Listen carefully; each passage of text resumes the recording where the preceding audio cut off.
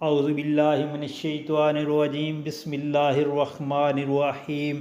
अस्सलाम वालेकुम दोस्तों, आज एक बहुत ही प्यारी नबी पाक सल्लल्लाहु अलैहि वसल्लम की सुन्नत आपके साथ शेयर कर रहा हूँ, यानी बारिश में नहाना सुन्नत है। हज़रत अनस बिन मालिक रज़ियल्लाहु ताला अन्हु से रवायत है कि एक दिन हम रसूलुल्लाह सल्लल्लाहु अलैहि वसल्लम के साथ जा रहे थे कि हम पर बारिश बरसने लगी, तो रसूलुल्लाह सल्लल्लाहु अलैहि वसल्लम ने अपना सर और कंधे का जो कपड़ा था हटा दिया, हत्ता कि बारिश आप सल्लल्लाहु अलैहि वसल्लम के जिस्म मुबारक पर पड़ने लगी। हमने अर्ज़ की कि ए अल्लाह के रसूल सल्लल्लाहु अलैहि वसल्लम, आपने ऐसा क्यों किया?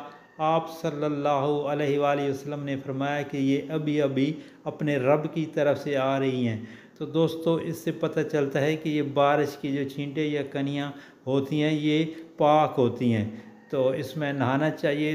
नबी वसल्लम सुन्नत है और आपसे दरख्वास्त है सदके जारिया के तौर पर आगे शेयर कर।